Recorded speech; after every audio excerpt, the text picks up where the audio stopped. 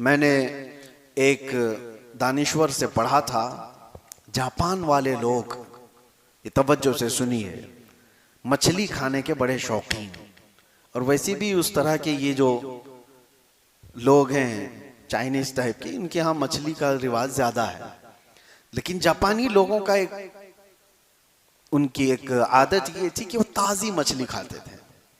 तो होता ये कि समंदर से मछलियां पकड़ करके लाने तक वो बासी हो जाती, मर गई होती, क्योंकि 2-2 दिन 3-3 दिन के बाद मछुआरे आते थे बड़ी मछलियां लेकर।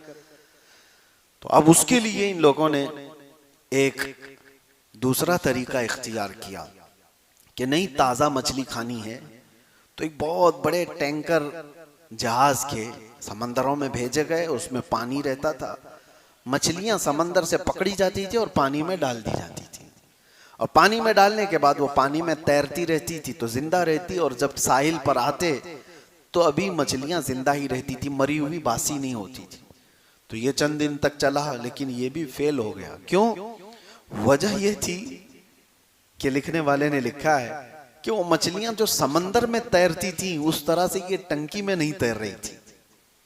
यानी छोटी जगह थी, पानी अलग था, तो वो भी सुस्त हो जाती थी, काहिल हो जाती थी। जिंदा तो रहती थी लेकिन काहिल रहती थी, सुस्त, और यहां आने तक सुस्त मछलियां होती थी।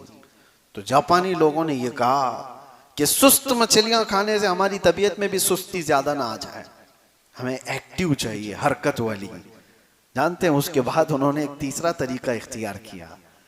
कहा कि बहुत बड़े टैंकर को तो ले जाया जाता है मछलियां पकड़ने के लिए, अब ये हरकत में नहीं रहती, 1 दिन 2 दिन के बाद ये ढीली पड़ जाती हैं। तो ऐसा किया गया, एक शार्क मछली को भी पकड़ा गया छोटी, और उसको इसमें डाला गया, और छोटी मछलियां जो है उसी से तो भागती है समंदर में कि ये अपना लुकमा बना लेती है।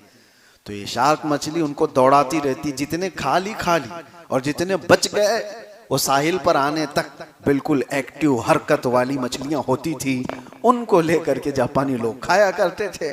तो उस दानिश्वर ने कहा ये वाकया लिख करके कि ये शार्क मछली इसलिए छोड़ी गई थी कि इनको एक्टिव रखा जाए, हरकत में रखा जाए, और ये दौड़ती रहती और जिंदा भी रहती, दौड़ती भी रहती।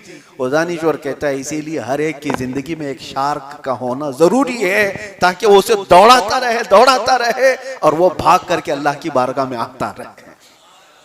हम सब की जिंदगियों में एक दुश्मन होता है, और उस दुश्मन के होते ही हम लोगों के अंदर अल्लाह ताला की तरफ दौड़ने का ख्याल आता है, रब ताला की पनाह मांगने का बार बार ये एहसास होता है। आप खुद अपनी जिंदगियों में महसूस करते होंगे, हम जिसके पास भी जाते हैं, किसी से मुलाकात किया, किसी के घर में गया, सबसे पहले वो दुआ की दरख्वास्त करते हैं। क्यों मियाँ, आप खुद भी तो दुआ करते हैं, हमें दुआ की दरख्वास्त क्यों करते हैं? और फिर अगर तफसील से कहेंगे तो यही कहेंगे कि हजरत फला मामलात में बहुत घिर गया हूँ, लोगों की नज़र बहुत है, आप दुआ करें, अल्लाह बुरी नज़र से बचाए। ये कॉमन दुआ है, सबके लिए है। यानी सबको एहसास है कि कुछ लोगों की बुरी नज़र है। बुरी नज़र का ये तुम्हारे अंदर जो एहसास आया, यही एहसास तुम्हें अल्लाह की बारगाह में पनाह मांगने पर ले आता है, अल्लाह के करीब हो जाते हो। और इसी वजह से अल्लाह ताला ने भी तुम्हें मायूस नहीं किया। कुरान में अल्लाह फरमाता है फला तख्शौहुम वख्शौनी, उनसे मत डरो, मुझसे डरते रहो। लेकिन है कि अल्लाह के पास तो आओ, दुश्मन तो है तुम्हारे, लेकिन अस्सलामु अलैकुम वरहमतुल्लाहि वबरकातुहू। उम्मीद है आप सब खैरियत से होंगे। मेरे अज़ीज़ दोस्तों, आपने अभी मुफ्ती सलमान अज़हरी साहब का ये निहायत ख़ूबसूरत और सबक आमूज़ बयान सुना, और हकीकत यह है कि इस बयान में हमारी पूरी ज़िंदगी का एक बहुत बड़ा राज छिपा हुआ है। क्योंकि इंसान अमूमन अपनी मुश्किलों, अपने दुश्मनों, लोगों की बुरी नज़र, मुखालिफतों और परेशानियों से घबरा जाता है। लेकिन आज इस बयान ने हमें यह समझाया कि बाज़ औक़ात यही आजमाइशें, यही मुश्किलात और यही लोग हमें अल्लाह के करीब लाने का ज़रिया बनते हैं। जिस तरह उस मिसाल में शार्क मछली को छोड़ा गया ताकि बाकी मछलियाँ सुस्त ना हों, हरकत में रहें, ज़िंदा रहें, इसी तरह अल्लाह ताला भी कभी कभी कभी हमारी ज़िंदगी में कुछ ऐसे हालात, कुछ ऐसे लोग और कुछ ऐसी परेशानियां रख देता है जो हमें गफलत से जगा देती हैं।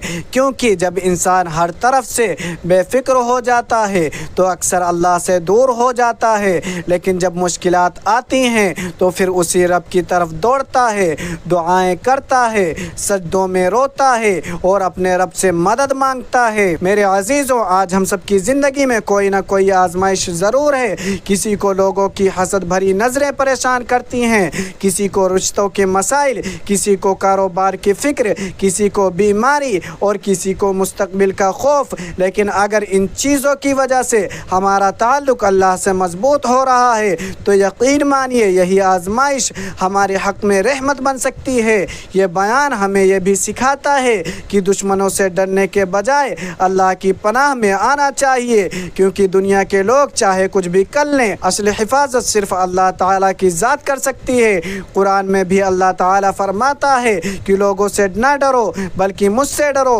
यानी बंदा जब अल्लाह के करीब आ जाता है तो फिर दुनिया की बड़ी से बड़ी मुश्किल भी उसका रास्ता नहीं रोक सकती। और एक हकीकत यह भी है कि बाज़ लोग हमारी मुखालिफत करके, हम पर तनकीद करके या हमें नीचा दिखाने की कोशिश करके दरअसल हमें मज़ीद मजबूत बना देते हैं। अगर हर चीज़ आसान हो जाए, हर तरफ सिर्फ आराम हो तो इंसान सुस्त हो जाता है, लेकिन मुश्किलात इंसान को जगाती हैं, हरकत देती हैं और अल्लाह की तरफ वापस लेकर आती हैं। मेरे भाइयों और बहनों, आज अगर आप किसी परेशानी में हैं, अगर लोग आपके ख़िलाफ़ बातें करते हैं, अगर हालात आपके मुताबिक नहीं चल रहे तो मायूस मत हो सकता है अल्लाह ताला आपको अपने करीब बुलाना चाहता हो सकता है यही मुश्किल आपकी ज़िंदगी का रुख बदल दे। इसलिए हर हाल में अल्लाह पर भरोसा रखें, उसकी बारगाह में दुआ करते रहें और यकीन रखें कि जो रब आजमाता है वही रास्ता भी निकालता है। अल्लाह ताला हमें हर शर,